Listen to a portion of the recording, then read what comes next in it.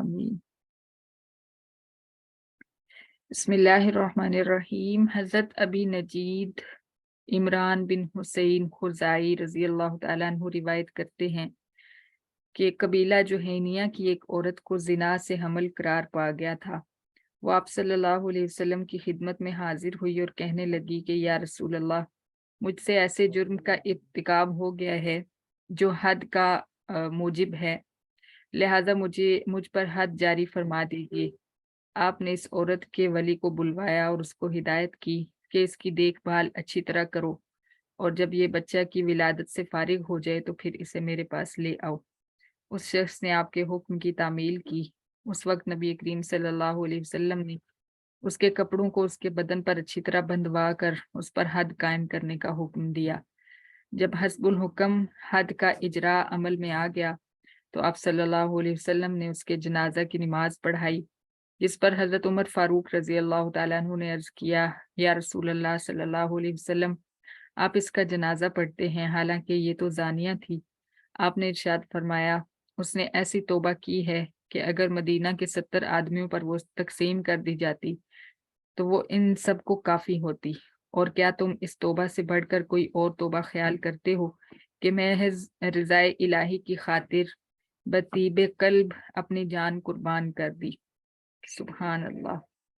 یعنی اگر کسی سے یہ والا جرم بھی ہو جاتا ہے، یعنی حد سے زیادہ، یہ جو بالکل حد کراس ہو گئی، تو اس کے لیے بھی اللہ تعالیٰ کی بخشش اور رحمت کے دروازے جو ہیں وہ کھلے ہوئے ہیں۔ وہ بھی توبہ کرے سچے دل سے، جیسا کہ اس عورت نے توبہ کی۔ ایک اور حدیث میں اس کی ڈیٹیل بھی آتی ہے کہ وہ عورت آپ صلی اللہ علیہ وسلم کے پاس آئی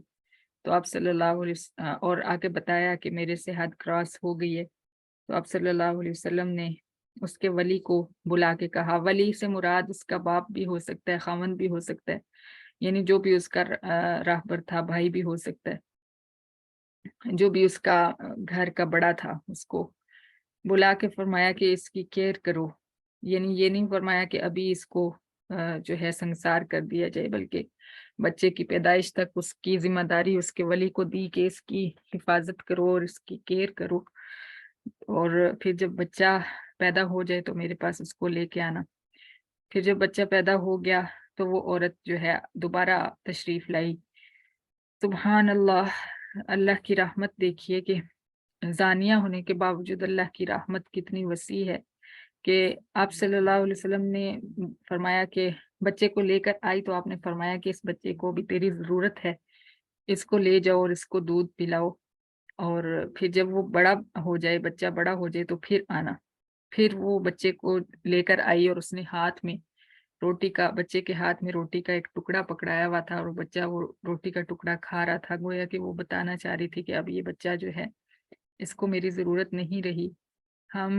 اگر اس کو سوچیں تو یہ کتنے بڑے جگر کی بات ہے، جس طرح سے وہ اپنا آپ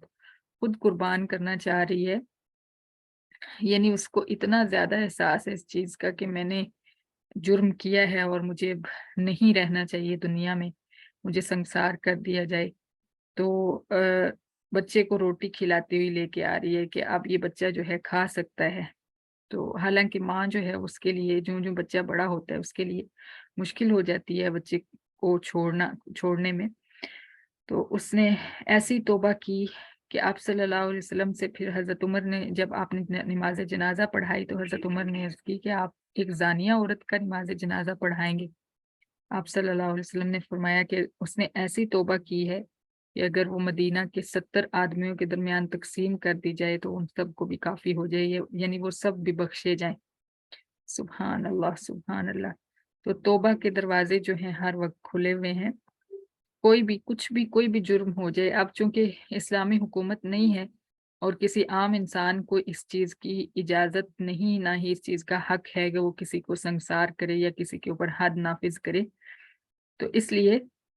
اگر کسی سے گناہ ہو جاتا ہے اور جرم ہو جاتا ہے تو اس کو چاہیے کہ وہ سچے دل سے اللہ تعالیٰ سے آخری دم تک معافیاں مانگتے رہے اور توبہ استغفار کرتی رہے۔ صدق اللہ العظیم۔ سورۃ البقرہ آیت نمبر 77۔ أعوذ بالله من الشيطان الرجيم بسم الله الرحمن الرحيم أولا يعلمون أن الله يعلم ما يسرون وما يعلنون ومنهم أمي لا يعلمون الكتاب إلا أماني وإن هم إلا يظنون فويل للذين يكتبون الكتاب بأيديهم ثم يقولون هذا من عند الله ليشتروا به ثمنا قليلا فويل لهم مما كتبت أيديهم وويل لهم مما يكسبون وقالوا لن تمسنا النار إلا أياما معدودة قل أتخذتم عند الله عهدا فلن يخلف الله عهده أم تقولون على الله ما لا تعلمون بلى من كسب سيئة وأحاطت به خطيئته فأولئك أصحاب النار هم فيها خالدون والذين آمنوا وعملوا الصالحات أولئك أصحاب الجنة هم فيها خالدون صدق الله العظيم